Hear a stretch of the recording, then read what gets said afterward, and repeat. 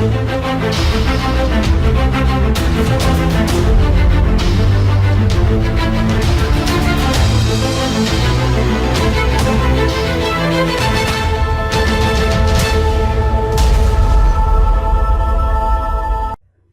in this video you'll see how to change your MAC address on Windows, Linux and Mac. Yes, basically you can spoof MAC address to get into restricted Wi-Fi network. First we will see Windows. In Windows, first open the device manager. If you are on Windows 8, then press Windows key plus X and click on device manager. If you are Windows 7, then press Windows key and type device manager to search for it and click device manager. Locate the network interface you want to modify under network adapters, right click it and select properties.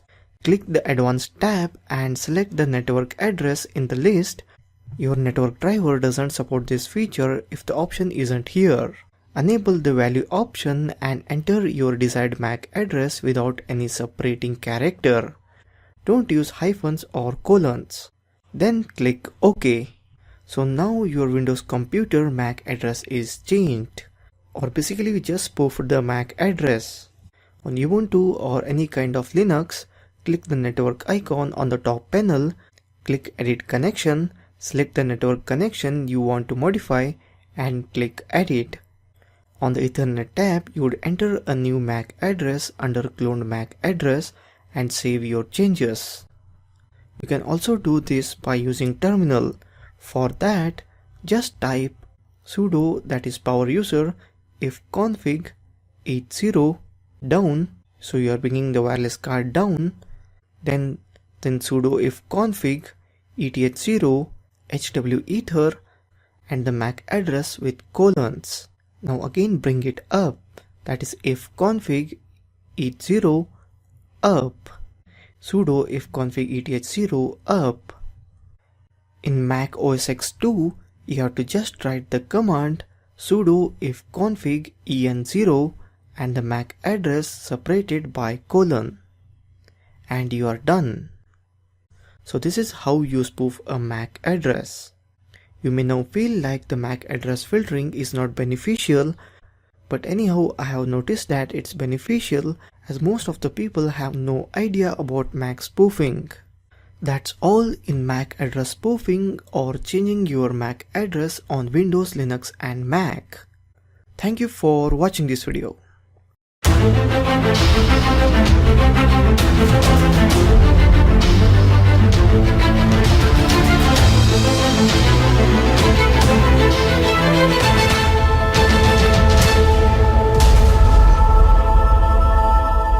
Welcome, in this video you'll see how to crack a Wi-Fi network protected with WPA password using Reaver.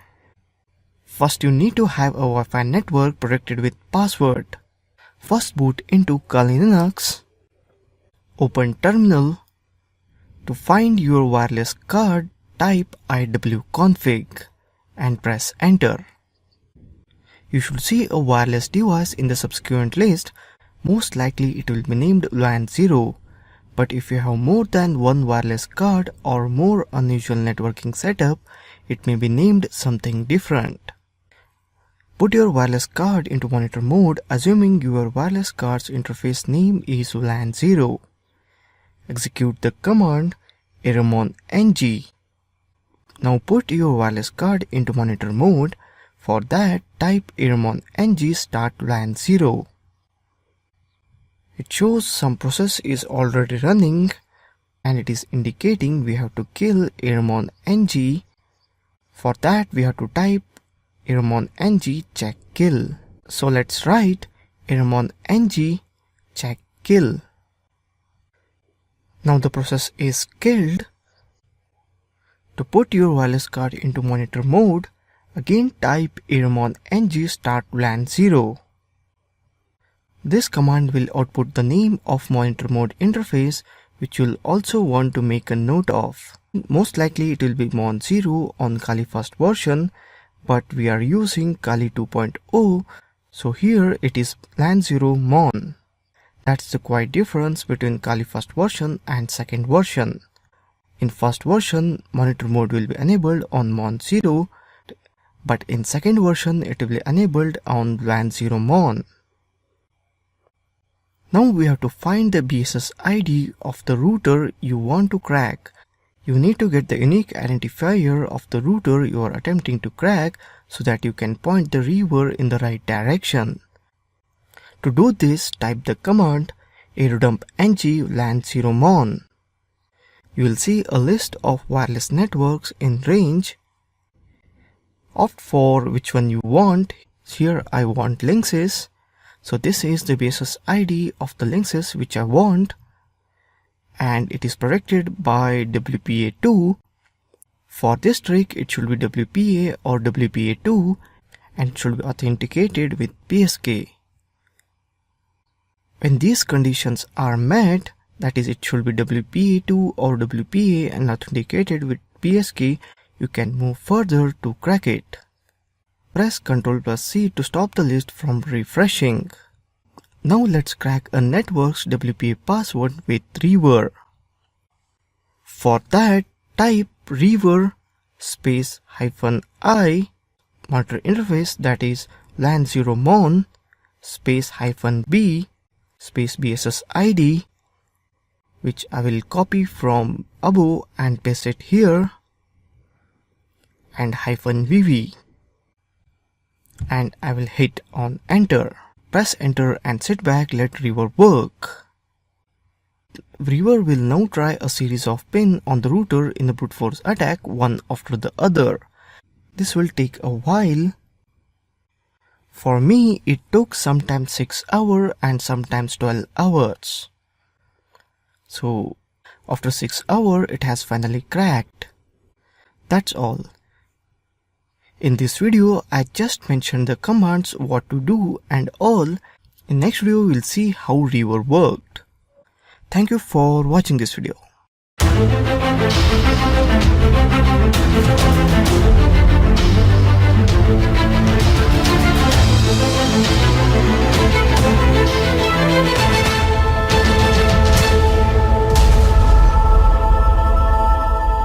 Welcome. In this video, we'll see Wi-Fi hacking with reaver in detail.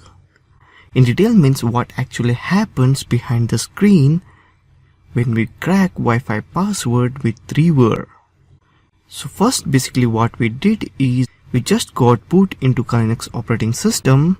One thing you have to remember is if you do live boot of Linux operating system using pen drive or DVD, you can straightforward use your wireless card, that is Wi-Fi card, inside your laptop. But if you are using VirtualBox, then you have to buy extra wireless card, because when you will use VirtualBox, it will not show you wireless card which is inbuilt in your laptop. Instead of investing money in buying external wireless card, it's better to do live boot or install Linux operating system in dual boot mode with your Windows operating system. I have said it many times in many of my courses, but many do still ignore what I am saying and try to do it on VirtualBox, get disappointed that they didn't get any kind of result. So first what I did is I opened terminal and typed iwconfig. So basically why I typed iwconfig is to check the wireless device is present on my system or not. If it is present and accessible on Linux operating system, it will show up as LAN 0. If you didn't get to LAN 0, don't go further. Solve the problem till you get to LAN 0. I have seen many of them who don't get to LAN 0, but yet they continue with the tutorial by using the next commands. If the wireless card didn't show up after typing iwconfig, then just fix it until it shows LAN 0. It makes no sense to move forward. Next what we did is we have put wireless card into monitor mode. We are just using that wireless card for our purpose. For that we have to first put it in monitor mode by typing irmon ng start LAN 0. So that's what we basically did. First it didn't start, then we killed the process and again we started it up The monitor mode was enabled on LAN 0 MON. It's very important that monitor mode is enabled on some interface. For me, it is LAN 0 MON. If you are using Kali first version, it may just show monitor mode enabled on MON 0. Anyhow, whatever it shows monitor mode enabled on, use that itself only. And this output is very much important. You should not proceed without getting this output. Next, we use the command aerodump ng LAN 0 MON. What it does is it finds the BSS ID of the router you want to crack. Every router has specific ID, which is BSS ID, and before we start hacking or cracking the password of router, we have to identify the router by its BSS ID. We need BSS ID to use in reverse software. After typing aerodump ng LAN 0, you will get a list of active router around you. First column will be of BSS ID, then power, beacons, data, channel, encryption, and so on. Identify which one you want to crack and select BSS ID. To stop refreshing it, press Ctrl+C. Now you are all set. But one thing I want to repeat it again here.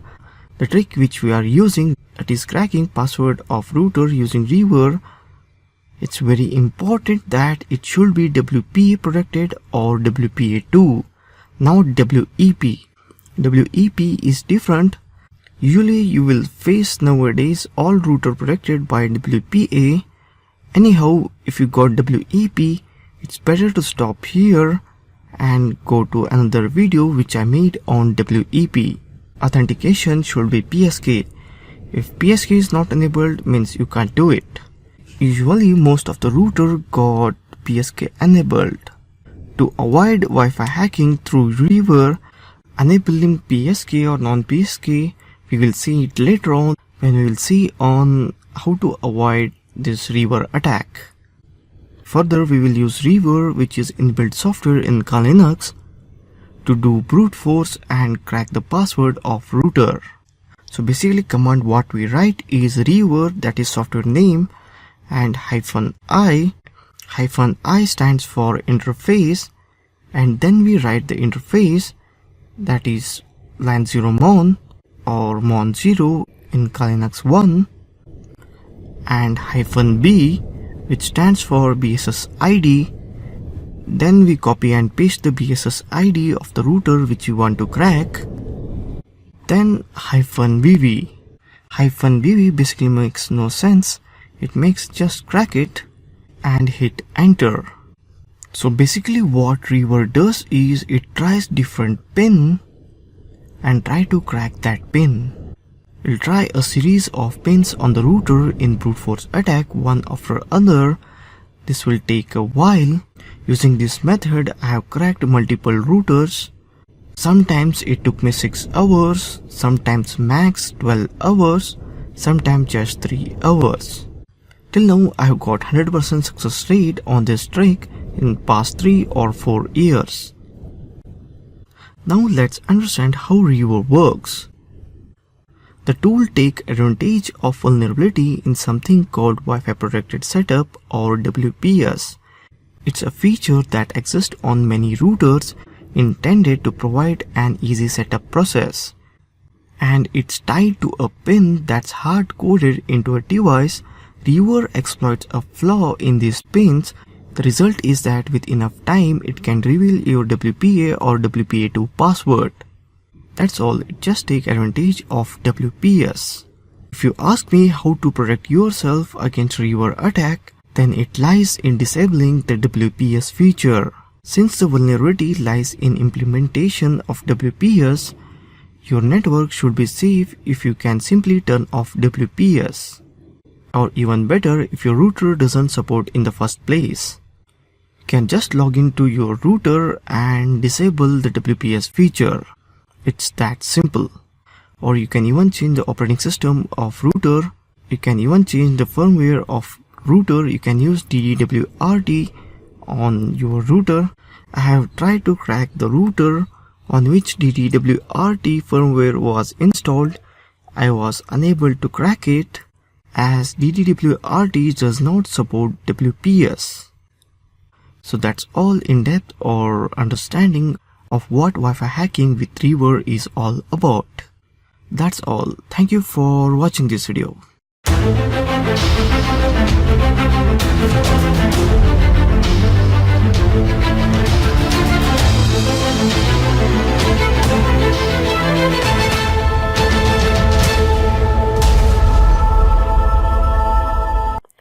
Welcome. In this video we will see sniffers. Sniffers are almost as old as internet itself. They are one of the first tools that allowed system administrator to analyze their network and pinpoint where a problem is occurring. Unfortunately, crackers also run sniffer to spy on your network and steal various kinds of data. In this course, we will discuss what a sniffer is, some of the more popular sniffers, and ways to protect your network against them. Basically, what a sniffer is. In a non-switched network, Ethernet frames broadcast to all machines on the network, but only the computer that the packets are destined for will respond. All of the other machines on that network still see the packet, but if they are not the intended receiver, they will disregard it. When a computer is running sniffer software and its network interface is in promiscuous mode, where it listens for all traffic, then the computer has the ability to view all of the packets crossing the network. If you are wondering from where the term sniffer came from, sniffer was a product that was originally sold by Network General. It became the market leader and people starting referring to all network analyzers as sniffers. Then who uses sniffers? LAN or WAN administrators use sniffer to analyze network traffic and help determine where a problem is on the network. A security administrator could use multiple sniffers strategically placed throughout their network as an intrusion detection system. Sniffers are great for system administrator, but they are also one of the most common tools hacker uses. Crackers install sniffer to obtain username, password, credit card numbers, personal information, and other information that could be damaging to you and your company if it turned up in the wrong hands. When they obtain this information, cracker will use a password to attack other internet sites, and they can even turn a profit from selling credit card numbers.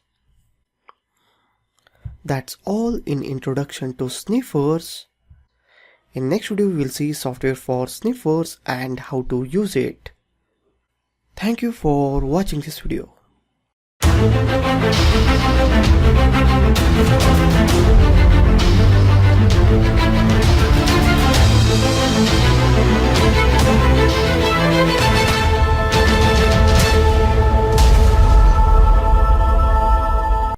Welcome. In this video we will see Wireshark.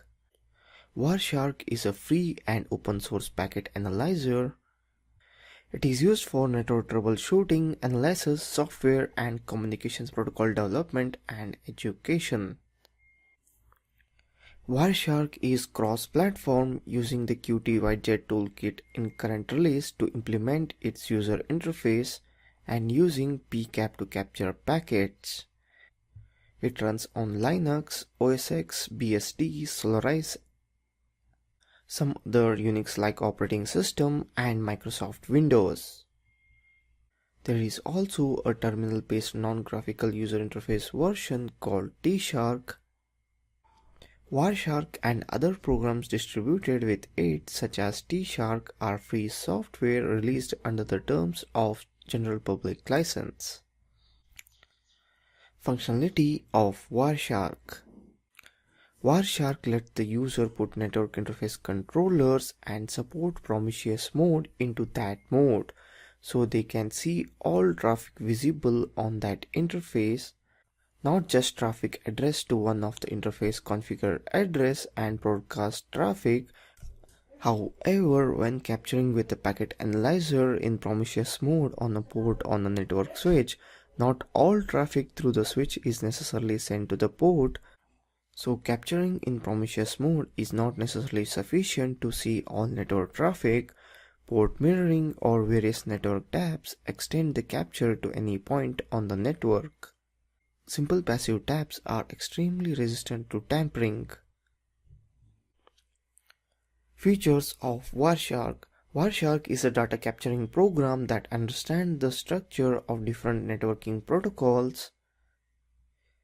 It can parse and display the fields along with their meanings as specified by different networking protocols. Wireshark uses PCAP to capture packets, so it can only capture packets on the types of network that PCAP supports. Data can be captured from the wire from a live network connection or read from file of already captured packets. Live data can be read from number of types of network including Ethernet, IEEE, IEEE 802.11, PPP and loopback. Captured network data can be browsed via graphical user interface or via terminal. Captured files can be programmatically edited or converted via command line switches to the EditCap program. Data display can be refined using a display filter. Plugins can be created for dissecting new protocols. VoIP calls in the captured traffic can be detected. If encoded in a compatible encoding, the media flow can be played. Raw USB traffic can be captured. Wireless connection can also be filtered as long as they transfer the monitored Ethernet. Various settings, timer and filters can be set that ensure only trigger traffic appear. Wireshark's native network trace file format is a libcap format supported by libcap and WinPCAP. So it can exchange captured network traces with other applications that use the same format, including TCP dump and CA-net master. It can also read capture from other network analyzers such as Snoop, Network General Sniffer, and Microsoft Networks. I just mentioned about Wireshark in brief. In upcoming video, we will install Wireshark software and see how it works, and being hacker, what use we can take out of it. That's all in this video. Thank you for watching this video.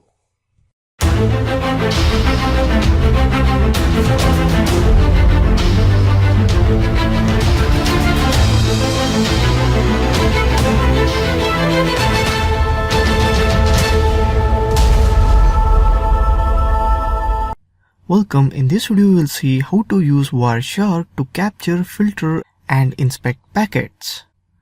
In previous video I have already covered a brief introduction of Wireshark, so in this video I would like to jumpstart on practical things on Wireshark.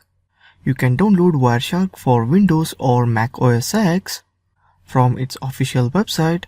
If you are using Linux like Kali Linux, then you'll probably find Wireshark in its package. And a quick warning, many organizations don't allow Wireshark and similar tools on their network, so don't use this tool at work unless you have permission. So let's begin. I have already installed Wireshark. After installation, go to Start. Don't go for just Wireshark. Better explore for more programs and go for Wireshark Legacy. This is basically the right thing where you should explore. Instead of this, if you just go for Wireshark, you'll get less option because it's just meant for network analyzing.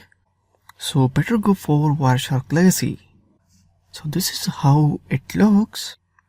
In interface, I have got only one interface here, that is wireless network connection. So I'm connected to Wi-Fi router, that is Linksys. To begin, I will just opt for this wireless network connection and hit on Start. You will see the packets start to appear in real time. Wireshark captures each packet sent to or from your system. If you are capturing on wireless interface and have a promiscuous mode enabled, in your capture options, you'll also see others packet on the network. If you're not in any network, to just capture yours, open browser and visit any website. Like here, I'm opening facebook.com. Here back in Wireshark, you can see packets are generated spontaneously. Lots of information here. Now I would like to stop it as I've got enough data, and I will go to file and save it. I'll save it as FB. Now I can close Wireshark as I have already saved the data. Now to reopen the saved data, I have to just restart the Wireshark legacy and in files, open the file. That's it. So this is the data we captured using Wireshark. You will probably see packets highlighted in green, blue and black.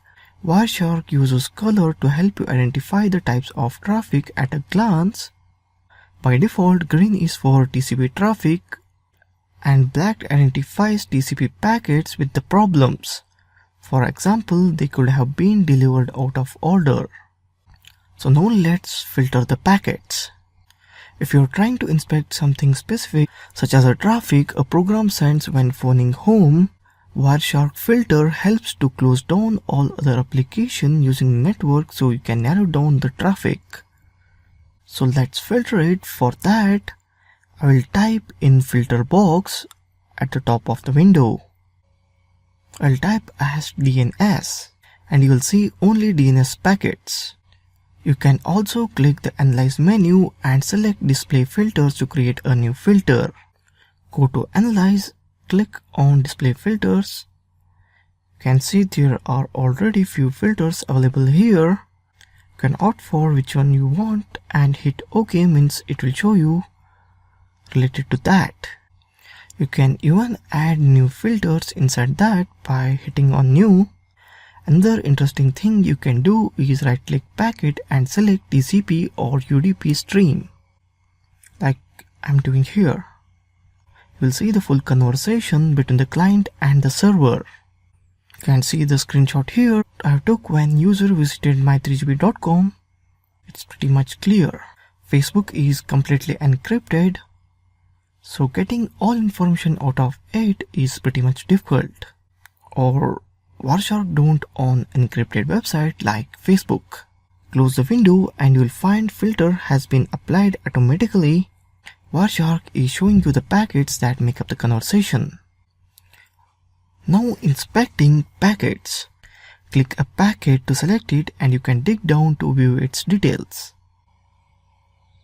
Like here, I have clicked one packet and I'm expanding the information, or basically inspecting the packets, transmission, secure sockets, and so on. You can also create filter from here. Just right click one of the details and hit on selected. This will create a filter according to packet which you have selected. Just right click on any packet and go to apply as filter and select selected. Now filter will be applied on the packet you selected. Basically that kind of packets you selected will show up. Wireshark is very interesting tool. Here I am covering Wireshark at a very basic level.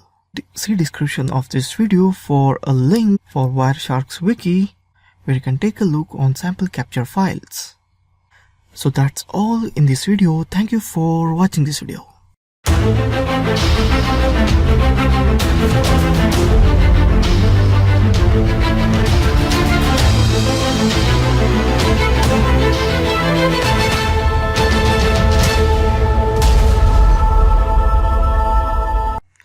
Welcome. In this video we will see introduction to Metasploit project. The Metasploit project is a computer security project that provides information about security vulnerabilities and aids in penetration testing and IDS signature development. Its best known sub-project is open source Metasploit framework, a tool for developing and executing exploit code against a remote target machine. Metasploit is well known for its anti-forensic and evasion tools, some of which are built into Metasploit framework. Now we'll see Metasploit framework. The basic steps for exploiting a system using the framework include: first step is choosing and configuring an exploit. Exploit is basically the code that enters a target system by taking advantage of one of its bugs. About 900 different exploits for Windows, Unix or Linux and Mac OS X systems are included. Second step, optionally checking whether the intended target system is susceptible to the chosen exploit. Third, choosing and configuring a payload. Payload is basically a code that will be executed on the target system upon successful entry, for instance, a remote shell or VNC server. Fourth, choosing the encoding technique so that the intrusion prevention system ignores the encoded payload. And finally, the fifth, executing the exploit. This modular approach, allowing the combination of any exploit with any payload, is the major advantage of the framework. It facilitates the task of attackers, exploit writers, and payload writers. Metasploits run on Unix, including Linux and Mac OS, and on Windows. Metasploit framework can be extended to use add-ons in multiple languages. To choose an exploit and payload, some information about the target system is needed, such as operating system version and installed network services. This information can be gleaned with port scanning and OS fingerprinting tools such as Nmap. Vulnerability scanners such as Nexpose or Nessus can detect target system vulnerabilities. Metasploit can import vulnerability scan data and compare the identified vulnerabilities to existing exploit modules for accurate exploitation. Now let's see Metasploit interfaces. There are several interfaces for Metasploit available. The most popular are maintained by Rapid7 and Strategic Cyber LLC. Metasploit Framework Edition. This is a free version. It contains command line interface, third-party import, manual exploitation, and manual brute forcing. Metasploit Community Edition. Released by Rapid7, Metasploit Community Edition, a free web-based user interface for Metasploit. Metasploit Community is based on commercial functionality of the paid-for edition with a reduced set of features, including network discovery, module browsing, and manual exploitation. Metasploit Community is included in the main installer. Metasploit Express. This was released in April 2010 by Rapid7 before the Metasploit Community Edition. It's an open core commercial edition for security teams who need to verify vulnerabilities. It offers a graphical user interface, integrates Nmap for discovery, and adds smart brute forcing as well as automated evidence collection. Metasploit Pro. In October 2010, Rapid7 added Metasploit Pro, an open core commercial Metasploit edition for penetration testers.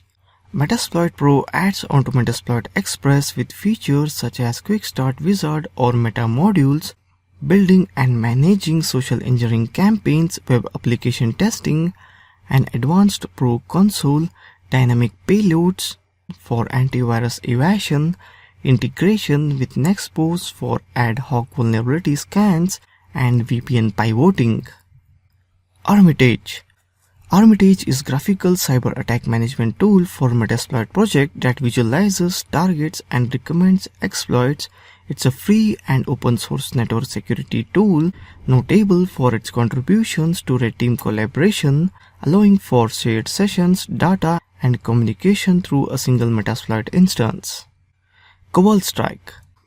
Cobalt Strike is a collection of threat emulation tools provided by Strategic Cyber LLC to work with Metasploit framework.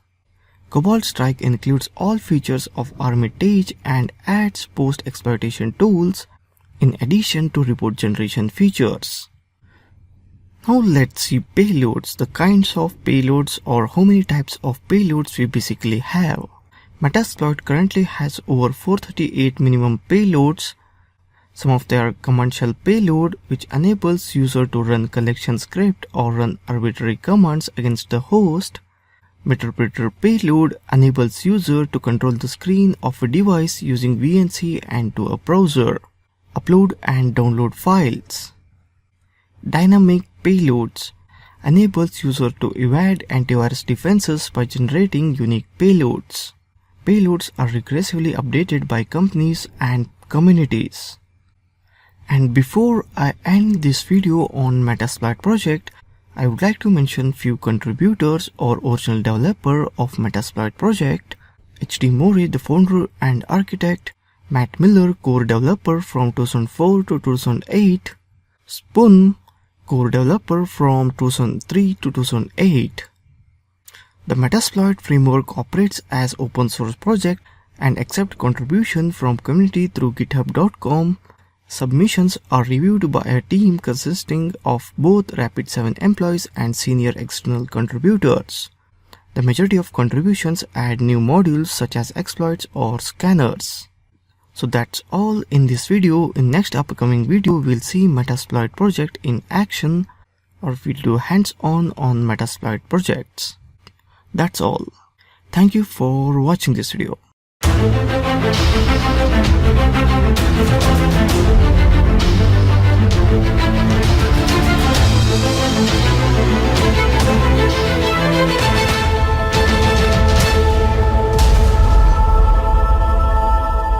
Welcome. In this video we will continue with Metasploit.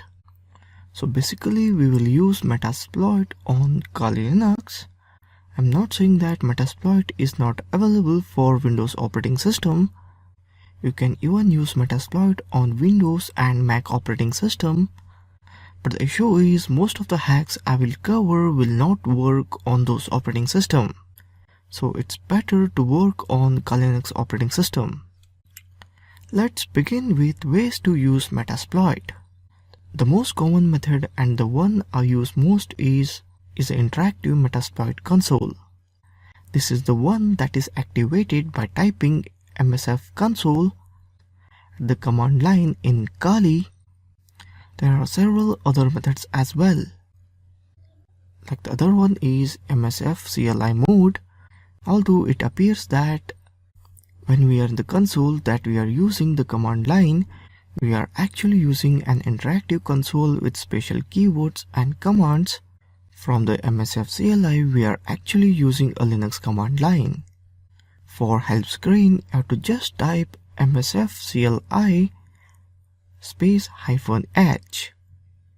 Now to execute an exploit from the msf CLI, the syntax is simply msf CLI the exploit payload equals to payload name, rhost is equal to IP, lhost equals to IP, and capital E, where E is short for execute. In upcoming videos, we are using msf encode and msf payload in the command line mode. Command line mode means msf CLI. The disadvantage of it is you will be limited to a single shell, which makes some of the more complex exploits impossible. The next one is Armitage. If you want to use Metasploit with a graphical user interface, at least a couple of options are available. To start Armitage in Kali, simply type Armitage. If Armitage fails to connect, try these alternative commands. Armitage is graphical user interface overlay on Metasploit that operates in client or server architecture. You start Metasploit as server and Armitage becomes the client, thereby giving you full access to Metasploit's feature through a full-featured, though not completely intuitive graphical user interface. If you really need a graphical user interface to feel comfortable, you can go for Armitage, but a hacker always use command line. So I would recommend you to go for command line instead of Armitage. So the Metasploit has 6 different types of modules: payloads, exploits, post, nopes, auxiliary, and coders. As I already covered what is payload in before video in introduction of Metasploit and even exploits. But then I would like to revise is payloads are the code that will leave behind on the hacked system. And the exploit are the shell code that takes advantage of vulnerability or flaw in the system. Posts are modules that you can use post exploitation of the system. NOPs are short for no operations.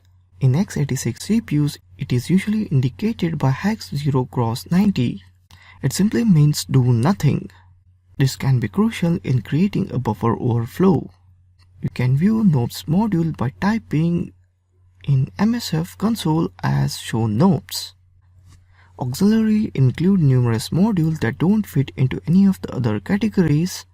These include things as fuzzers, scanners, denial of service attack, and more. Encoders are modules that enable us to encode our payload in various ways to get past antivirus or any other security software. You can see encoders by typing show encoders. As you can see, there are numerous encoders built into Metasploit. As I mentioned before, these can be used to make it undetectable by antivirus software. And one more capabilities Metasploit has is search. Before it was not possible to search, now we can search keyword. Now the search keyword enables us to do simple keyword search, but it also shows us to a bit more refined in our search as well. We can define what type of module we are searching for by using the type keyword. For example, in MSF console, I'll type search and type :exploit. When I search for it, it will give me 1200 exploits. 1200 plus result was not useful, so I should go more specific. Like if I want to attack Sun Microsystem machine running Solaris, then I have to type for search type exploit and platform Solaris.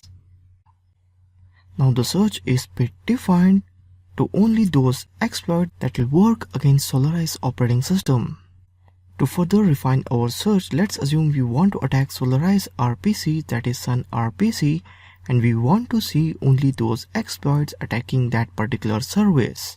For that, we can add the keyword as Sun RPC to our search, like search type exploit platform Solaris Sun RPC. Now the results are less and we got only few modules. Metasploit has still many capabilities which I want to cover, so we'll continue in next video with Metasploit. So that's all in this video. Thank you for watching this video.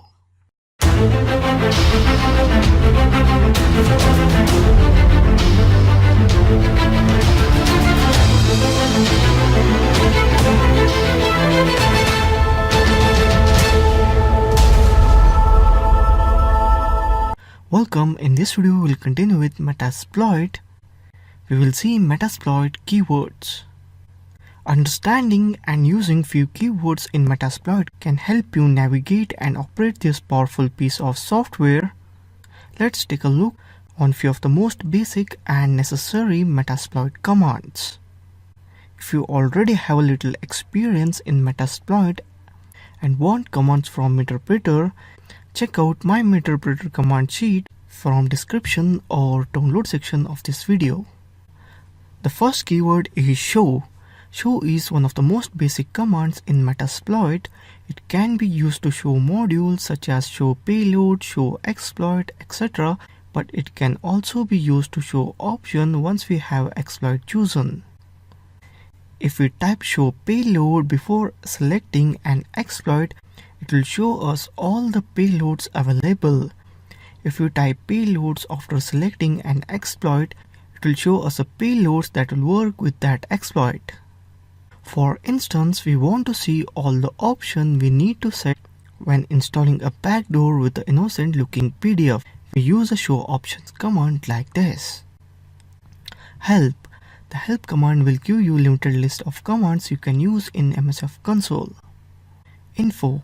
Info is another basic command in Metasploit that enables us to see all the basic information about an exploit. After selecting an exploit, we can type info and it will display all of the option, target and description for the exploit. I basically prefer to type info on any exploit I am using to find or remind myself of its feature and requirements. For instance, here is the output from the info command when using FTP auxiliary module.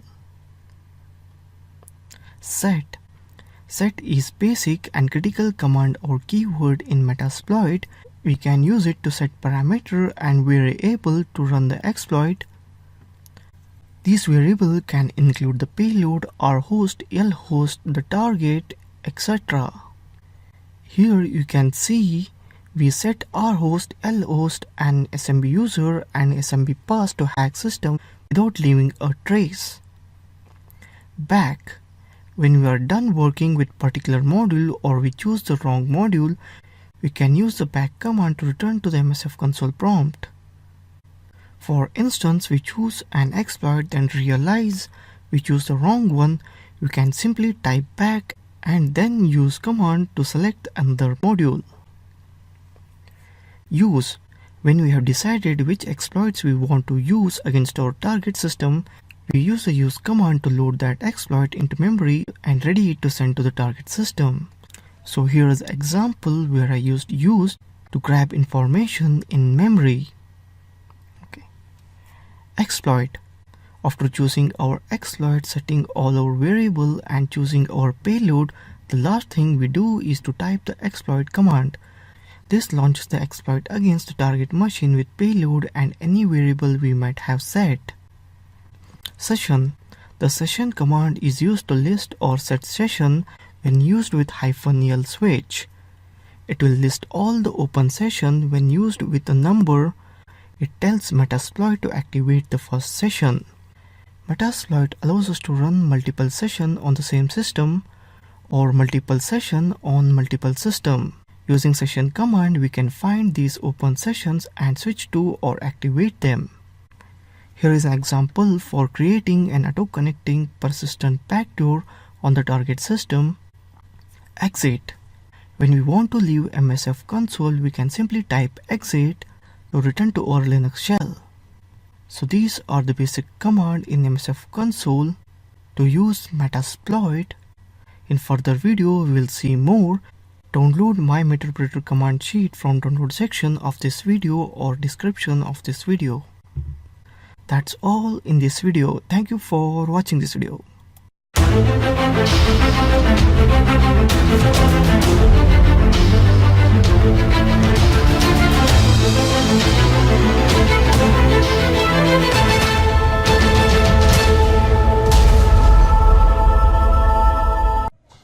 Welcome. In this video we will see protecting your files from Google.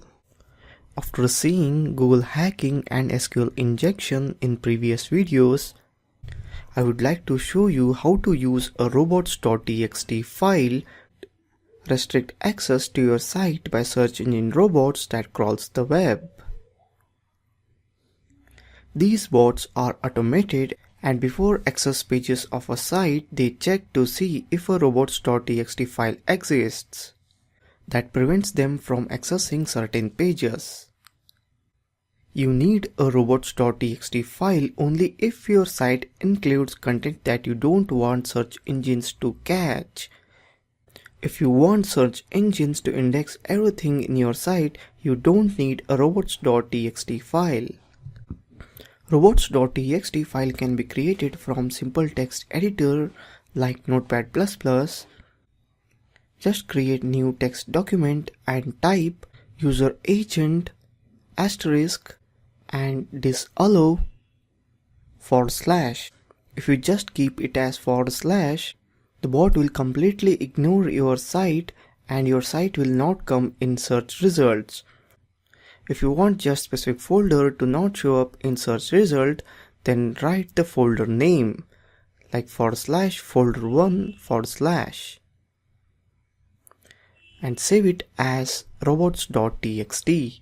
and upload it to the home or root directory of a website. That's all you have to do to avoid certain pages to not appear on Google search results. If you run your own website, try to do it and let me know if you got any problem. Thank you for watching this video.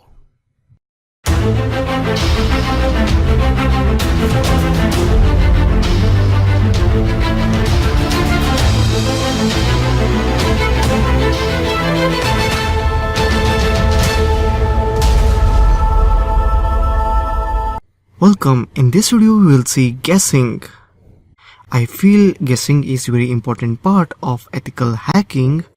After learning some information about guessing in hacking, one should naturally hack by guessing. Like one use same user ID and password for Gmail and also for Facebook. And few use same password for online net banking. If you create your own site or any kind of forum where you are admin, where many users log in with the username and password to your forum, if you just collect what all username and password they have used, you can try same user ID and password on users Gmail, Facebook, etc. But keep in mind this is not legal. Using personal data of member on your forum for malicious hacking is completely illegal. Mark Zuckerberg of Facebook had did same thing in early days of Facebook to get his ex-GF password. His GF has alleged him of stealing password. According to her, what he did was he collected unsuccessful password tries she did on Facebook and used those passwords to log in into her different accounts on different websites. You can even use mobile number of victim as a password for victim's account. I have logged into many FB accounts and Gmail accounts by using victim contact number as password. Many of them set password as mobile phone number as they have fear of forgetting their password. To know which number victim is using for particular Gmail or Facebook account, just click on forward password, recover password through mobile number. It will sure show you last 2 digits or 3 digits of mobile number associated with the account. Next, it depends upon you how you get complete 10-digit mobile number. Some use mother name as a password and some use GF or BF name as a password. Some use song name and some keep password as a password. If you just do a small Google search, you will get a list of common password used around the world. Like if I just Google search for list of passwords, the first link is of splashdata.com. As you can see here, they have made a list of, they have ranked the most common used password from past 2-3 years. The list is updated till 2014. 1 2 3 4 5 6 tops the list. Next is password, then 1 2 3 4 5, 1 2 3 4 5 6 7 8, and so on. You can try all these frequently used password. They have made just a list of 25. Let me show you one more link where they have made more random password. Here they have made a list of top 10,000 most common passwords. Here again first is password 1 2 3 4 5 6 and so on. You can give a shot on it and depending upon the victim mentality, try one among these password. Who knows, you may get lucky and get logged in. Instead of investing time in other hacking techniques, it's better to give a first shot on guessing and try to get the hack done in minimum time. You can even get the list of password in Linux operating system, which I will show in different video related to Wi-Fi hacking, that is wireless hacking. In brute force and Wi-Fi, I will sure make a video on inbuilt password list in Linux operating system. So that's all in guessing. I hope you learned a lot about guessing a password or guessing or hacking through guessing. It's all about common sense. It solely depends upon your common sense how fast you will hack anything. That's all. Thank you for watching this video.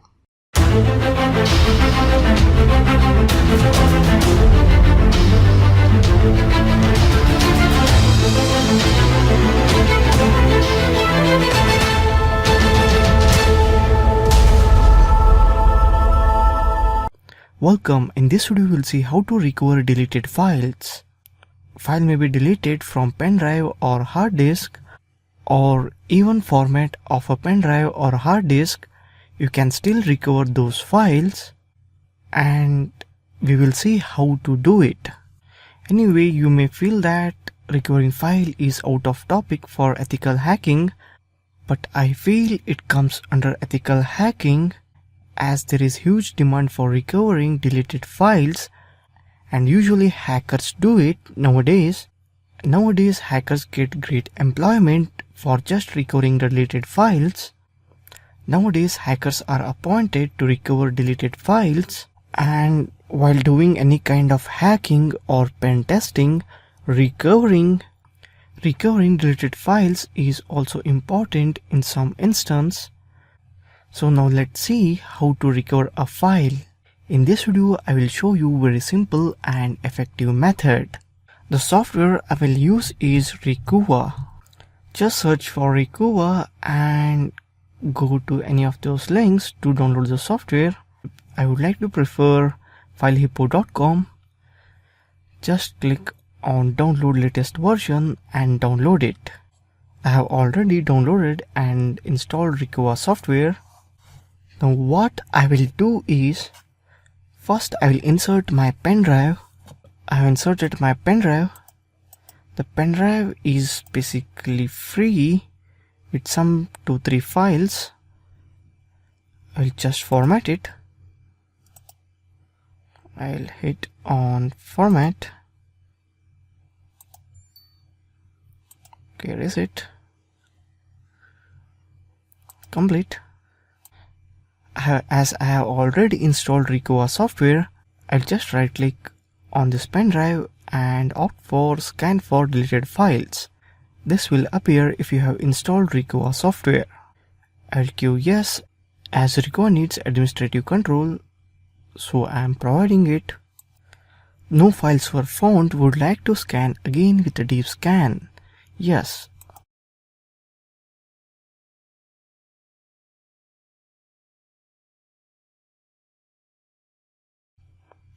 Can see 275 files found. It takes time. We are just on the stage 1 of stage 3.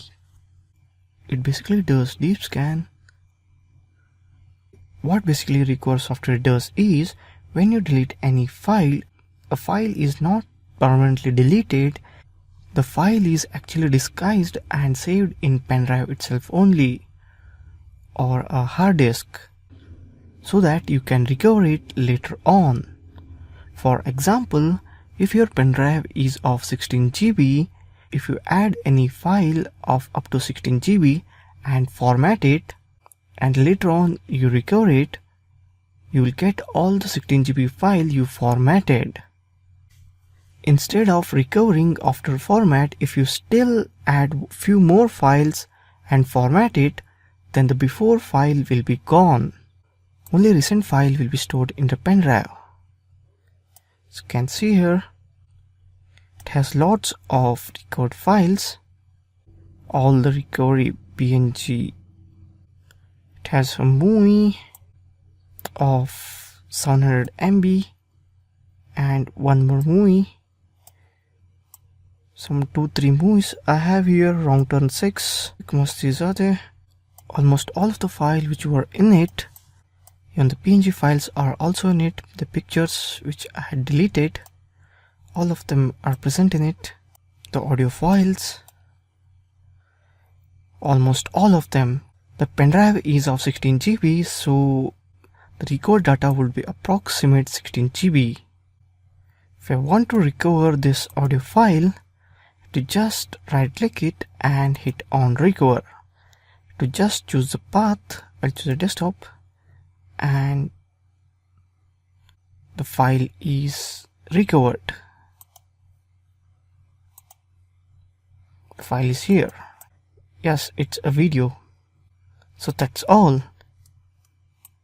The files inside this pen drive are basically somewhat 2 to 3 months old, and I have successfully recovered it. So this was one of the most important hack a hacker should know, that is to recover files from formatted pen drive. You can even recover the files from hard disk of your computer. Let me show you by opening recover. I will hit on next. You can opt for you need all files or just pictures or just music, whichever option you want. And where? That is on my media card or iPod or a pen drive, or in your document, or in the recycle bin, or in a specific location, that is specific drive, D drive, E drive. You can opt for it. This on CD and DVD, I don't think that files from CD or DVD can be recovered. Like for example, you will get rewritable CDs and DVD. Recovering from them, I think it's very big task. I'm not saying it's impossible to recover files from rewritable CD or DVD, but this software will not do it for you. That's it. So this was pretty much simple hack. I hope this hack will be helpful for you in long run of being an ethical hacker. That's all. Thank you for watching this video.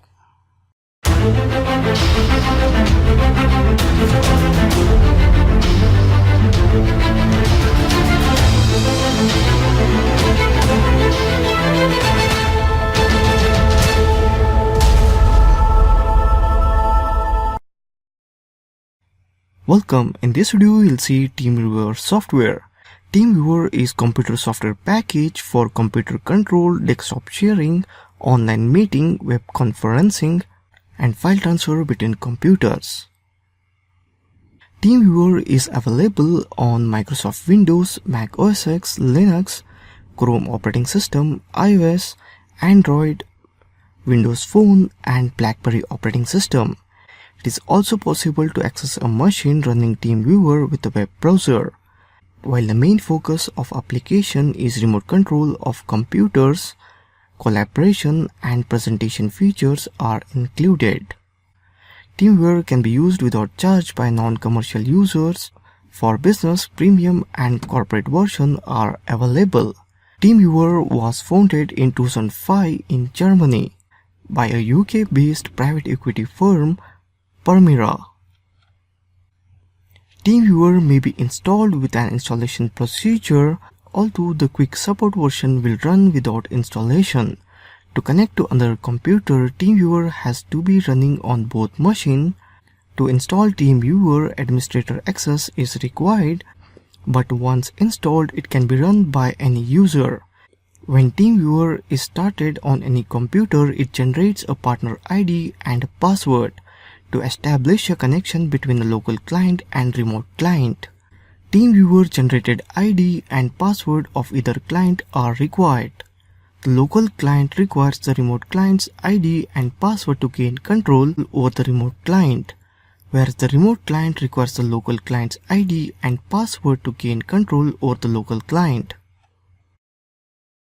To start an online meeting, the presenter gives the meeting ID to the participant.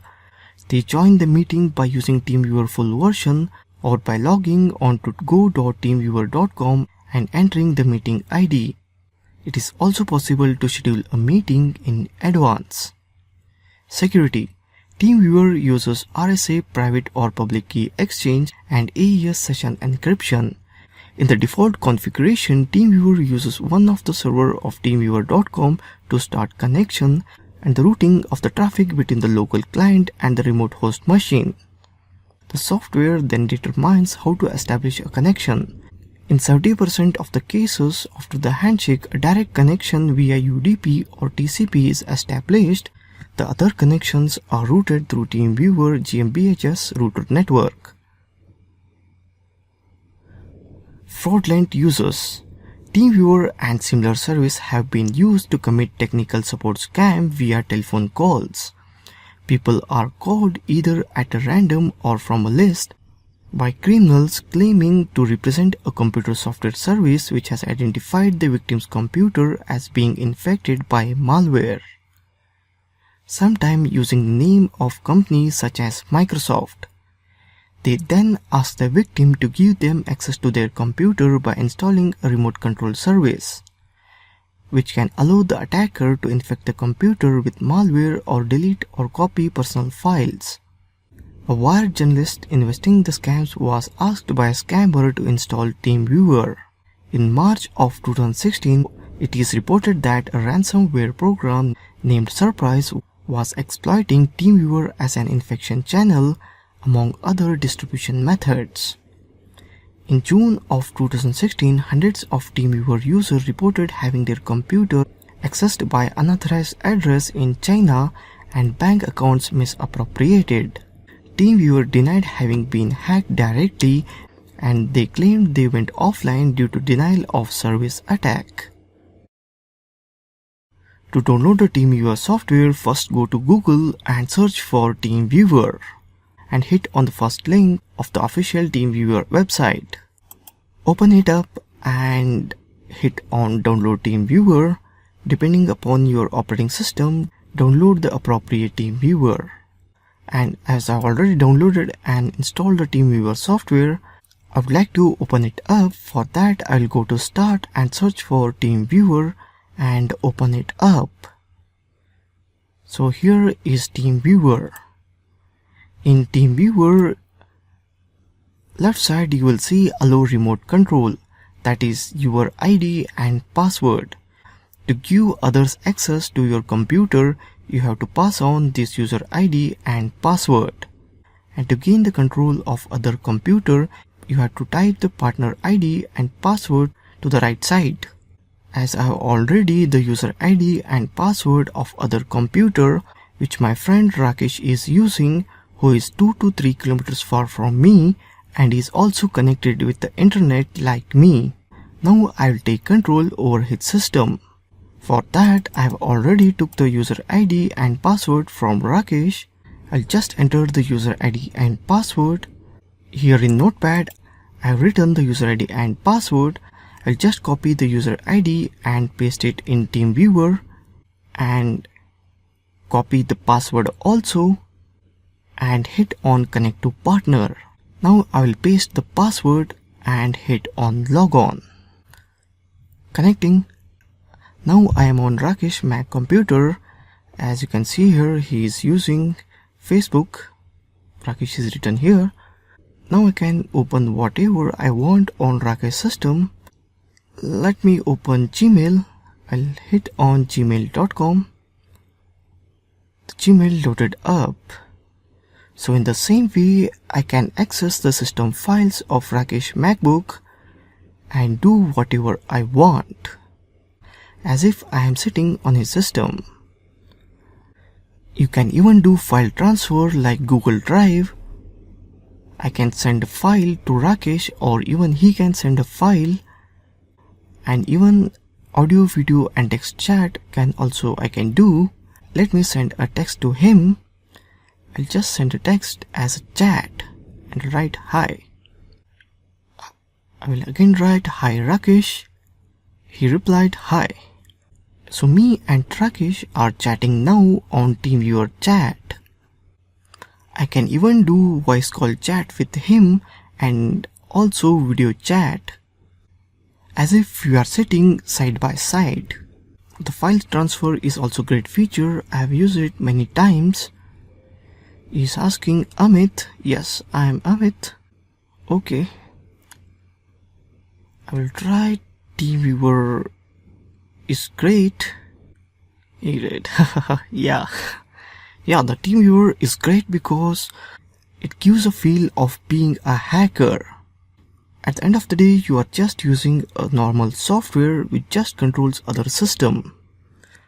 But yet, you can use it as a hacker too. If you just enable one feature in TeamViewer, that is, if I enable a feature that I can access Rakesh's computer without using a password. Like if Rakesh is doing any kind of browsing, without taking user and password, I can log into his system. So that is basically a hack. He will be surprised. Before you do such kind of thing, stay aware of what kind of result it will lead. Never ever do it on boyfriend or girlfriend computer who knows he or she may be busy in watching porn, and you log into their system and it will pretty much awkward. I will say bye, we'll meet you after noon, and done. I would have done video chat, but on that Mac I have disabled the video camera. The other feature in this is meeting. You can create a session of TeamViewer on your screen and pass on the user ID and password to others. Many of them do Android app development tutorial using TeamViewer, that is live tutorial, and in the same way many do the hacking also, and sometimes I do take live hacking tutorial. Contact me if you are interested, but that one is for very weak students, not for if you are a pro. Some may not learn by seeing videos, so I make such kind of meetings or tutorials using this TeamViewer meeting option. So that's it, that much interesting is TeamViewer option. And one more thing I want to mention, Rakesh is the one who does the video editing of my all tutorial. You have seen all my tutorial on Android app development and hacking, he has done editing. He plays very important role in making my tutorial effective and interesting. He reduces my 20 or 30 minutes audio to a 5-minute audio. He plays a very important role in publishing these tutorials. He's one of kind of pro level video editor. That's all about TeamViewer. I hope you got excited with TeamViewer software and you will try your hands on this software. Thank you for watching this video.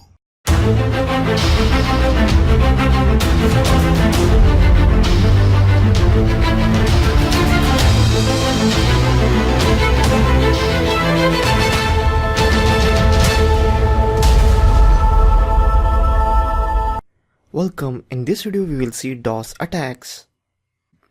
We will introduce you to what is DOS attack, how it is performed, and how you can protect against such attacks. What is DOS attack? DOS is acronym for denial of service. It is an attack that is aimed at either cutting off access to a resource such as website, app, or service, or making it extremely slow. This type of attack is usually implemented by hitting the target resource such as web server with too many requests at the same time. This results in the server failing to respond to all the requests. The effect of this can either be crashing the servers or slowing them down. Recently, anonymous hack activist had launched DOS attack against website of Donald Trump. As you know, Donald Trump is billionaire and contesting for US president elections. There are basically two types of DOS attacks. First one is just DOS and second one is distributed DOS. DOS attack is performed by a single host, whereas distributed DOS is performed by a number of compromised machines that all target the same victim. It floods the network with data packets. Let's see how DOS attacks works. We'll look at 5 common types of attacks. The first one is ping of death.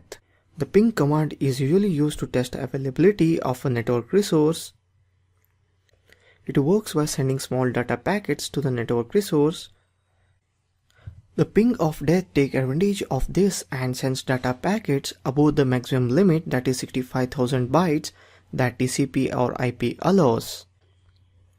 TCP or IP fragmentation breaks the packet into small chunks that are sent to the server.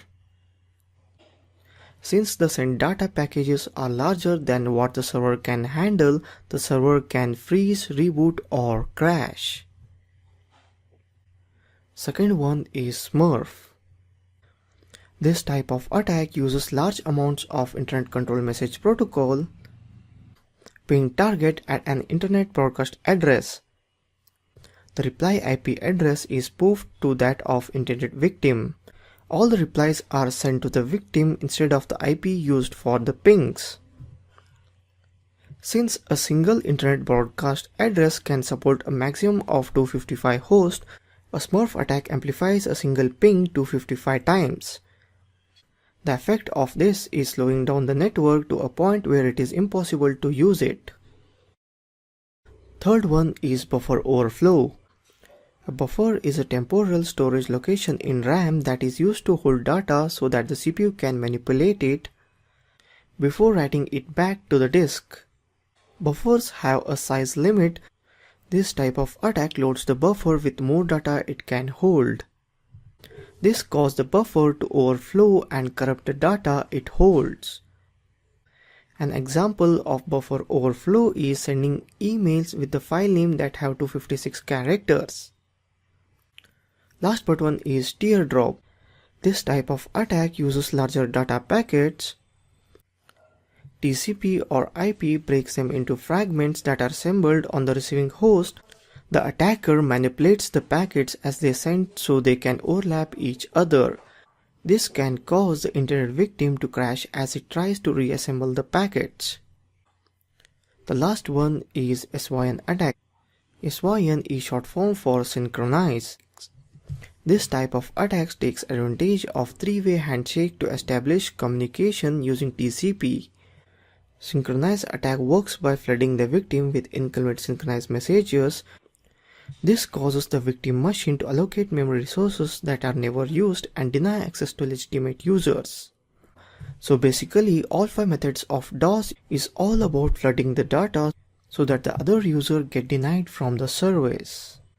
That's all in this video. In next video we'll see tools, avoid DOS, and we'll do some practical hacking.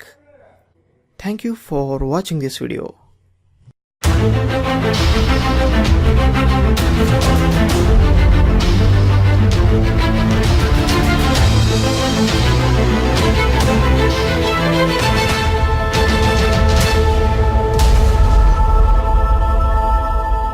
Welcome. In this video we will see DOS attack tools. We already have a software to do DOS attacks. The first one is NameC. This tool can be downloaded from description of this video. Due to the nature of program, if you have an antivirus, it will most likely detect NameC as an virus. So just disable the antivirus while using it. The second one is Land and La Tiara. This tool can be used for IP spoofing and opening TCP connections. The third one is Blast. You can download this from description of this video. The fourth one is Panther. This tool can be used to flood a victim's network with UDP packets. And the last one is botnets. These are multitudes of compromised computers on internet that can be used to perform a distributed denial of service attack. So these were the tools meant for DOS attacks. Some of them use C++ or Java to create their own DOS attack. But for that you need to have very in-depth knowledge of software development. That's all in this video. In later on part of the course, I will demonstrate DOS attack using few tools. Thank you for watching this video.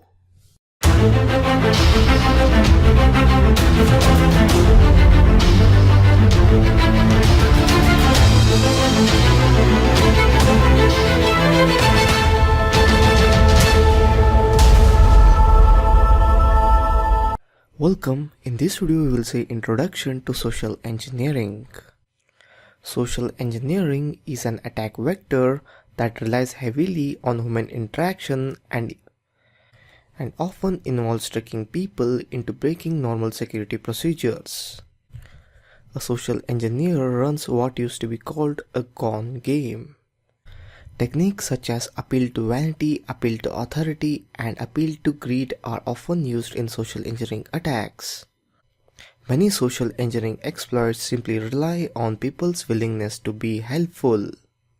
For example, the attacker might pretend to be a co-worker who has some kind of urgent problem that requires access to additional network resources.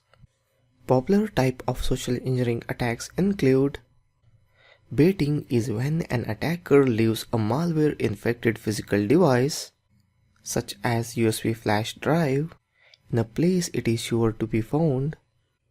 The finder then picks up the device and loads it onto his or her computer, unintentionally installing the malware.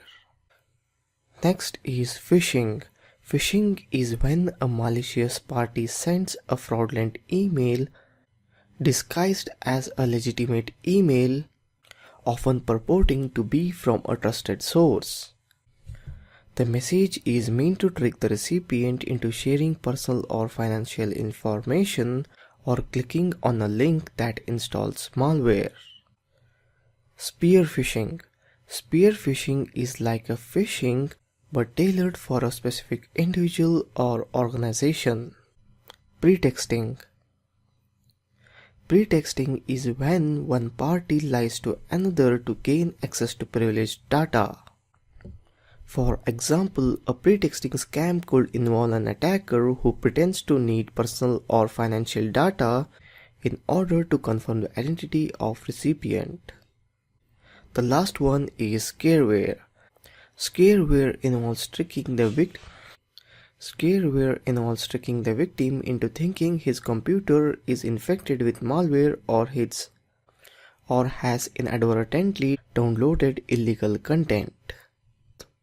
The attacker then offers the victim a solution that will fix the bogus problem. In reality, the victim is simply tricked into downloading and installing the attacker's malware. IT departments regularly carry out penetration tests that use social engineering technique. This will help administrators learn which type of user pose the most risk for specific types of attacks, while also identifying which employees require additional training. If people know what forms social engineering attacks are likely to take, they will less likely to become victims. From ethical hacker perspective, social engineering is still very broad. I will do my best to cover each and everything in social engineering in this course. I hope you will enjoy learning it. That's all in brief introduction of social engineering. Thank you for watching this video.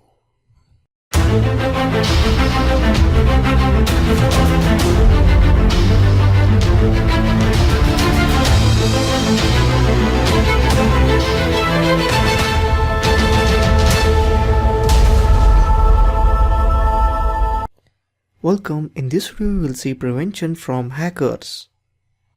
Nowadays I observe very strange countermeasure which is applied by all leaders across the globe and even tech company CEOs like Mark Zuckerberg from Facebook. What they are doing is they are putting a duct tape, the opaque one, on the camera of laptop and microphone of laptop. Some of them are doing same for cell phone. The reason maybe they don't have any trust on software enterprise such as Windows, Android and Apple's iOS. That's why they are putting a tape on those sensors. Even you can practice it if you feel someone is spying on you. Now what can be done to prevent hackers from finding new holes in software and exploiting them? This is the case if you suppose have your own software company and you do sell your licensed software for some cost. And you do sell some software or you got some online portal on which the hackers are targeting. What you can do is you can contact to information security research teams to try to find these holes and notify vendors before they are exploited. There is a beneficial competition occurring between the hackers securing the system and the hackers breaking into those systems. This competition provides us with better and stronger security as well as more complex and sophisticated attack techniques. Like for example, if you find any loophole in Google or PayPal or in Facebook, If you report them to their official email ID, they may reward you to $1,000 to $5,000 for figuring out the exploit. Now when you need protection from hacker, whom you want to call is the ethical hacker. An ethical hacker possesses the skill, mindset and tools of a hacker but is also trustworthy. Ethical hacker perform the hack as security test on computer system. Ethical hacking, also known as penetration testing or white hat hacking, involves the same tools, tricks and technique that hackers use, but with one major difference. Ethical hacking is legal. Ethical hacking is performed with the target's permission. The intent of ethical hacking is to discover vulnerabilities from hackers' viewpoint so systems can be better secured. Ethical hacking is a part of an overall information risk management program that allows for ongoing security improvements. As hackers expand their knowledge, so should you. You must think like them to protect your system from them. You as ethical hacker must know activities hackers carry out and how to stop their efforts. You don't have to protect your system from everything, and basically you can't. The only protection against everything is to unplug your computer system and lock them away so no one can touch them, not even you. But that's not the best approach to information security. What important is to protect your system from vulnerabilities and common hacker attacks. It's impossible to overcome all possible vulnerabilities of your system. You can't plan for all possible attacks, especially the ones that are currently unknown. These are the attacks which are not known to the world. However, in ethical hacking, the more combination you try, the more you test whole system instead of individual units, the better your chances of discovering vulnerabilities. So that's all in prevention from hackers. Thank you for watching this video.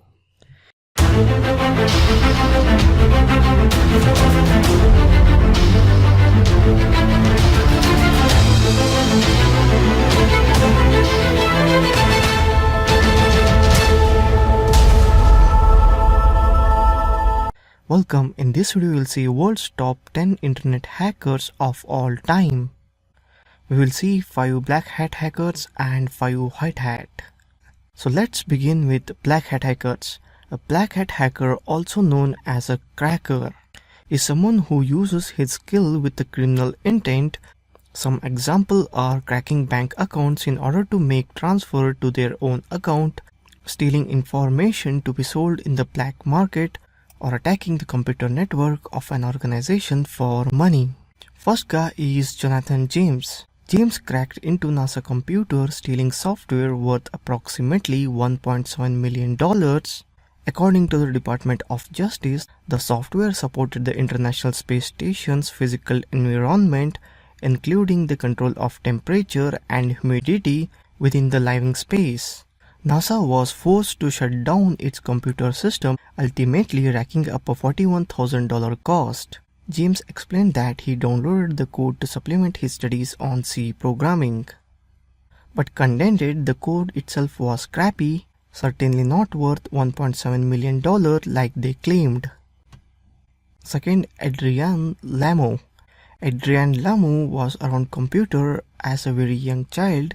He had Commodore 64 when he was like 6, and his first interest in seeing how things worked behind the scene wasn't all about technology necessarily, and his interest in what you might call hacking isn't really primarily about technology.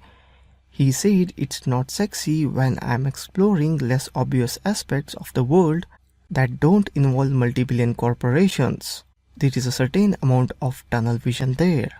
Last year, Lamo earned the disapproval of his probation officer in closing months of his 2-year probation term when he refused to provide a blood sample for FBI's DNA database.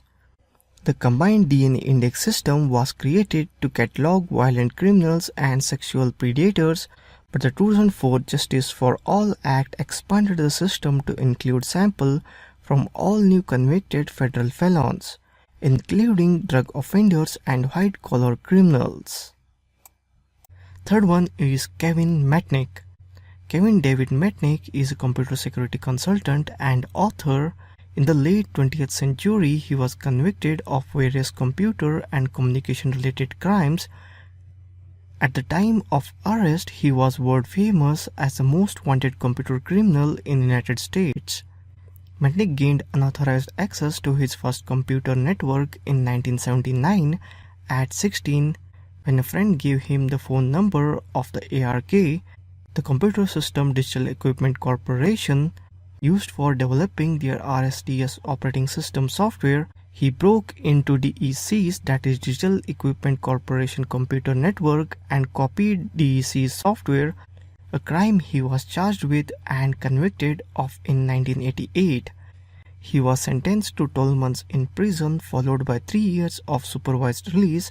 Near the end of his supervised release, Mitnick hacked into Pacific Bell voicemail computers. After a warrant was issued for his arrest, Mitnick fled, becoming a fugitive for 2.5 years. According to the US Department of Justice, Mitnick gained the unauthorized access of dozens of computer networks while he was a fugitive. He used cloned cellular phones to hide his location and, among other things, copied valuable property software from some of the country's largest cellular telephone and computer companies. Mitnick also intercepted and stole computer password, altered computer network, and broke into and read private email. Mitnick was apprehended in February 1995 in North Carolina. He was found with cloned cellular phone, more than 100 cloned cellular phone codes, and multiple pieces of false identification. Fourth, Kevin Poulson. Kevin Poulson was among the most accomplished, multi-talented hackers. He worked for SRI International day by day and hacked at night under the handle Dark Daint. He trained to be a complete hacker and even taught himself lockpicking. Among other things, Poulson reactivated old yellow page, a scout telephone number for an acquaintance that then ran a virtual agency. When the FBI started pursuing Poulson, he went underground as a fugitive.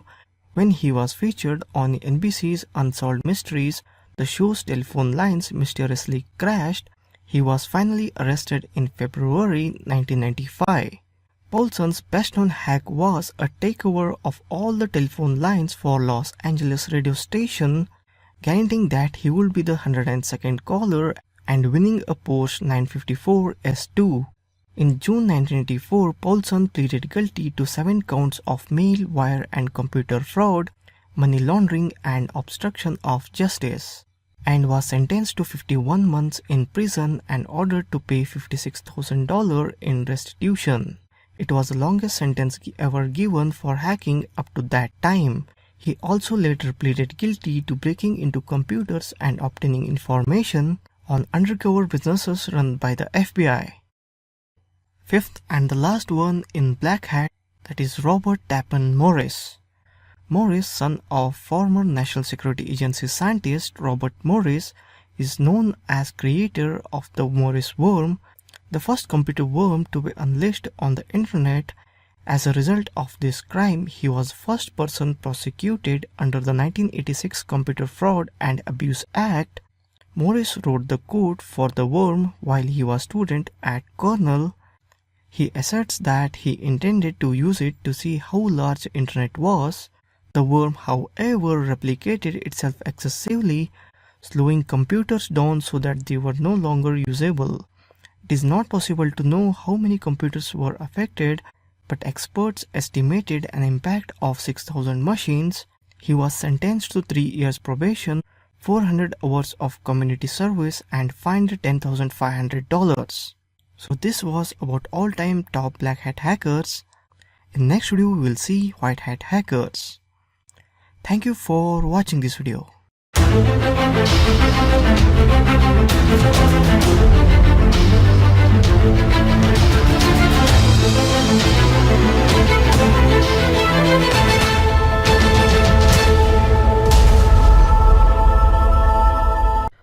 Welcome. In this video we will see wireless hacking. Wireless network refers to any type of computer network which is wireless and is commonly associated with a network whose interconnections between the nodes.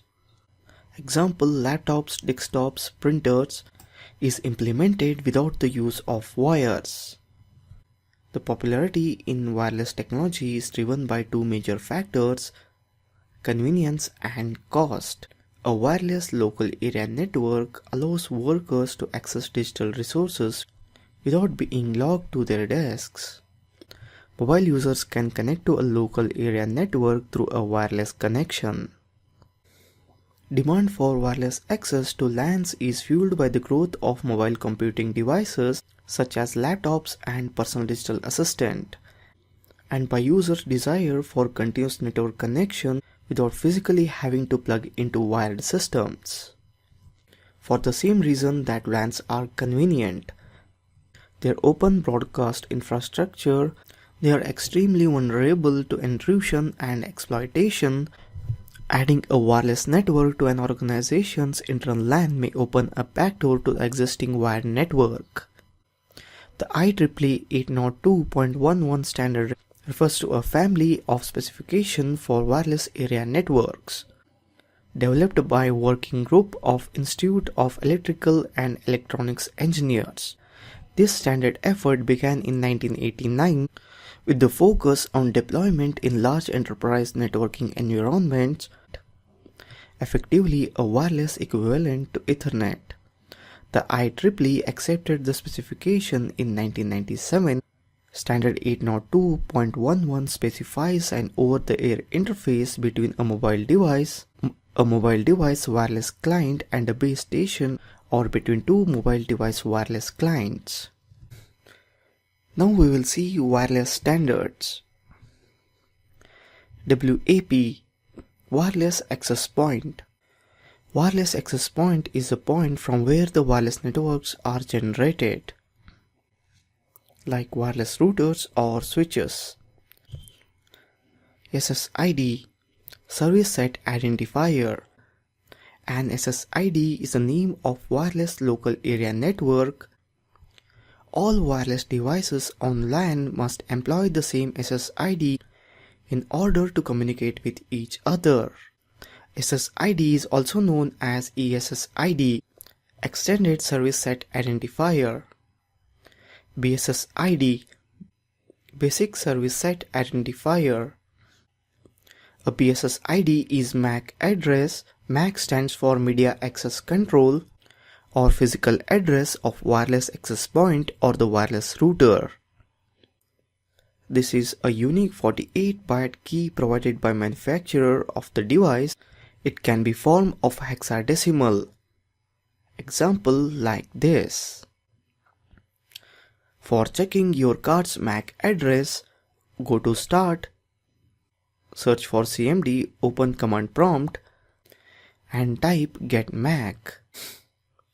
Beacons, these are wireless packets which are broadcasted to maintain the connectivity within the wireless access point and client systems. The wireless access point broadcasts the beacon frames from time to time to check connectivity with systems. Channel, it is the frequency at which the wireless signal travels through air. Data packets, these are the packets which sent and received for transfer of data between wireless access point and client systems. All the data communicated between two computers travel in the form of data packets. I feel this much is enough on wireless introduction in this video. We will see more about wireless in next video. That's all. Thank you for watching this video.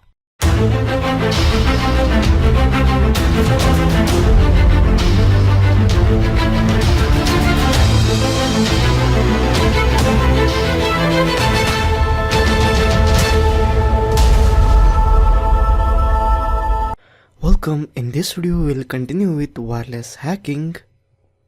Now we will see services provided by wireless networks.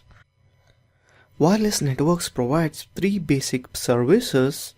First is association, reassociation, and authentication. Association, it establishes wireless links between wireless clients and access points in infrastructure networks. Reassociation. This action takes place in addition to association when a wireless client moves from one basic service set to another, such as in roaming. Authentication. This process proves a client's identity through the use of the 802.11 option. Wired equivalent privacy, that is WEP, and WPA, that is Wi-Fi protected access, has a shared key is configured into access point and its wireless clients. Only those devices with a valid shared key will be allowed to associate it with the access point. Simply, you can call WEP and WPA are Wi-Fi security softwares, for which you need to have a password to connect it. In this course, we will learn to hack WEP and WPA both. One can even use MAC address filtering to restrict address to wireless network. For that, you have to just set device's MAC address in router. We will see this also practically in depth. And we will also see how to bypass the MAC address by spoofing a MAC address. I feel this much introduction of wireless network is enough to get started with wireless hacking. That's all. Thank you for watching this video.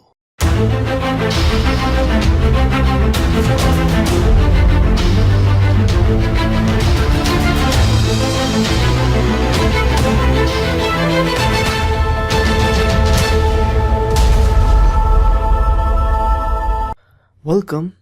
I made this video just because many students were trying WEP hacking trick on WPA protected router.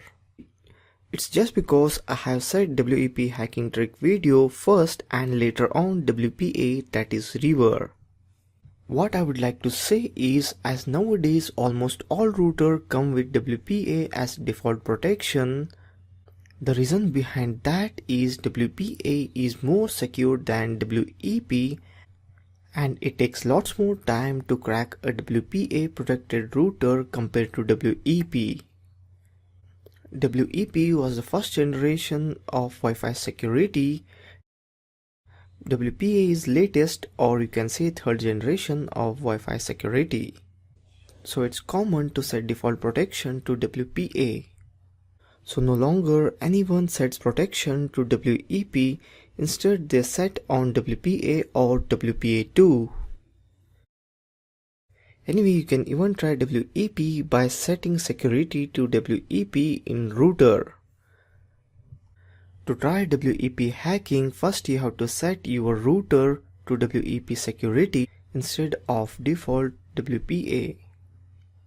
To set security as default, you need to log in into your router first. I'll open up the browser and type the gateway ID. It asks for username and password. You need to have the username and password of your router. Our default password is admin or nothing. This is setup of my Linksys router. To set up the security of Wi-Fi, go to wireless. You can see here security is WPA2 and this is the passphrase. Go to wireless security. Here you can set it to WEP. To try WEP hacking, which I demonstrated in next video. If you want to try WEP hacking trick, you need to set it to WEP. Anyway, you will not see WEP protected routers. It's too weak and out of fashion. It's better if you just watch WEP hacking video and try WPA, that is river method. That's all. Thank you for watching this video.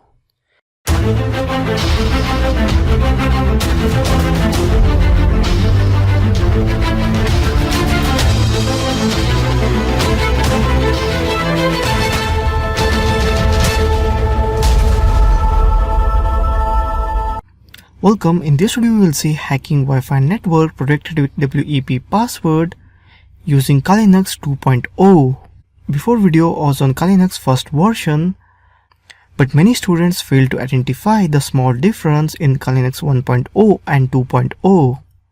When tens of students reported me that they were unable to hack WEP protected Wi-Fi using that tutorial, I thought it's time to make a video on Kali Linux 2.0 for WEP also. So let's begin. First boot into Kali Linux 2.0 and type irmon ng to get the list of your network interfaces. For me, interface is LAN 0, yours one may be different. Now I will put my interface in monitor mode. For that, I will type irmon ng start LAN 0. Unable to start monitor mode, please run irmon ng check kill. So let me type irmon ng check kill. The process got killed. Now I can again type irmon ng start LAN 0 to set LAN 0 interface in monitor mode. So now monitor mode is enabled on LAN 0 mon. Here it is. The small difference between Kali Linux first version and second version is the monitor mode in first version is enabled on mon 0, but in 2.0 it's enabled on LAN 0 mon. That's it. Monitor mode is enabled on LAN 0 mon. The list of nearby Wi-Fi router appears here. We'll target on WEP in this tutorial. So the router with ESS ID Hudar is encrypted with WEP. So we'll crack this router. Hit Ctrl+C to stop this link from recurring. Once you got it, highlight the BSS ID and copy it to your clipboard or reuse in upcoming commands. So let's do it now. So now we are going to watch what's going on with that network. For that, we'll type airdump ng -w file name. I'll write file name as Huda, then -c 1 space double hyphen BSS ID. Now I will copy and paste the BSS ID of Hudar. That is here. I'll just copy it and paste it here and type the interface mode, that is LAN 0 mon, and hit enter. You will get this kind of output. Leave this terminal like this itself only. Now I will open a new terminal and enter, and I will type airplay ng -1 0 -a, the BSS ID code, and LAN 0 mon, that is interface mode. Association successful. Now we will type one more command for creating router traffic to capture more and speed up our crack. So let's type it. This command will just increase data and beacons. Airplay ng -3 -b and the BSS ID, and finally the interface, that is LAN 0 mon. After a few minutes, the window will start going crazy with read or write packets. Now you can go and take rest. That is basically you have to wait until enough data is collected to run your crack. Watch the number in data column. It should go about 10,000. Depending on the power of your network, this process could take some time. Wait until the data goes over 10K, because the crack won't work if it doesn't. Open a new terminal window and type the command ls to see the file. The one aircrack ng needs is the .cap file. To start aircrack ng, run the command aircrack ng file name. So here, like I have written here.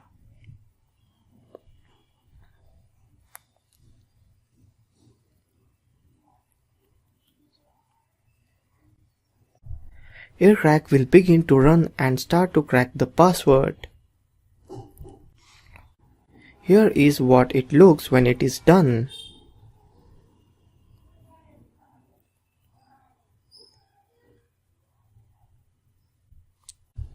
After the key is found, the password is shown in hexadecimal and ASCII. Thank you for watching this video.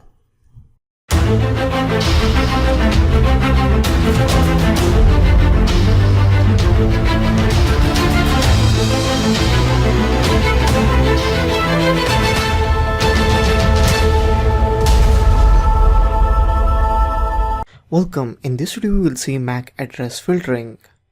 Before that we will see what is MAC address. MAC stands for Media Access Control Address, also called a physical address of a computer, which is a unique identifier assigned to network interfaces for communications on the physical network segment. MAC addresses are used as network addresses for most IEEE 802 network technologies, including Ethernet and Wi-Fi. National conventions.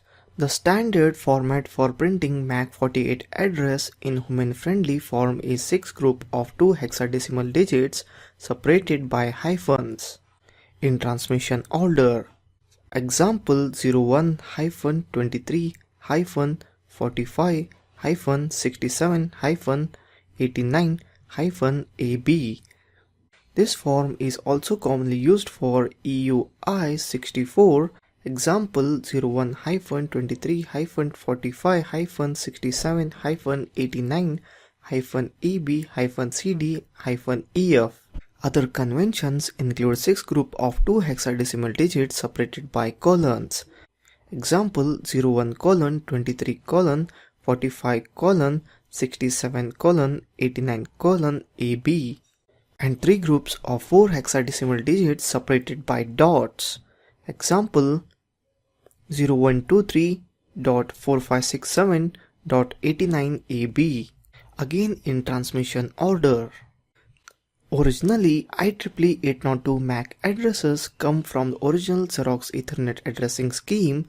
This 48-bit address space contains potentially 2⁴ or this big number possible MAC address in the whole world. All the 3 numbering systems use the same format and differ only in the length of the identifier. If you ask how many MAC addresses are there in the world, I would say 2⁴ possible MAC addresses. To get MAC address of your Windows laptop or PC, just open command terminal by typing cmd, and in command terminal just type get MAC and you will get MAC address of your Windows computer. In the same way for Mac OS X, launch the terminal and type network setup space hyphen list all hardware reports without any space. This will return like this. Look for Ethernet address to find the MAC address per interface. It is here. This is the MAC address of this Mac OS X. Notice that even Wi-Fi card's MAC address will be referred to as Ethernet address using the network setup command. You can also retrieve individual IP address and MAC address together with the ipconfig command, but the output isn't nearly as user-friendly. For Android, to find MAC address on your Android phone, depending upon the device, there are many methods. I will say total 3 methods, one after the other. First one. On the home screen, tap the menu button and go to Settings. Tap About Phone. Tap Status. Scroll down to see your Wi-Fi MAC address. This one applies to many Android devices. If this one didn't work for you, then the next one. On the home screen, tap the menu button and go to Settings. Tap About Phone. Tap Hardware Information. Scroll down to see your Wi-Fi MAC address. If this also didn't work for you, the last one should sure work. On the home screen, press the menu key and select Settings. Now select Wireless and Network. Select Wi-Fi setting. You will find the MAC address under the Advanced section. If the last two didn't work out, I hope the third one worked out. If third one also didn't work for you, I would recommend you to go inside setting and search for About Device or MAC address anywhere. If you put some effort in searching it, you will sure get it.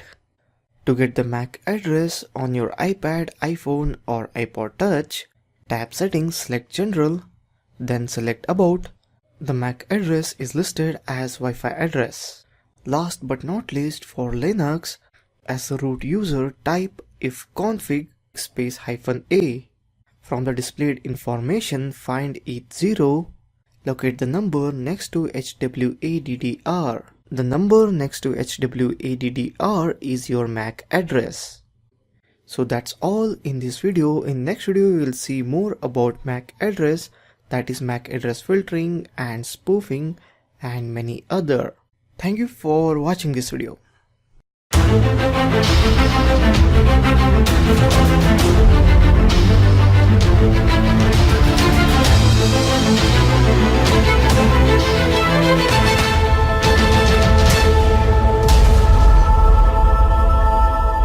Welcome. In this video we will see MAC address filtering.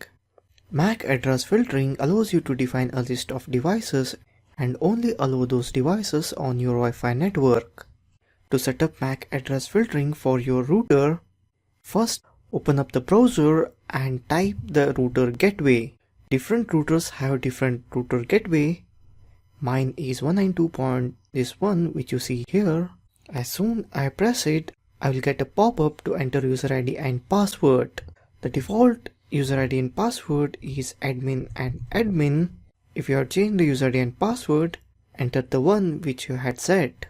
What you can see here is router setup.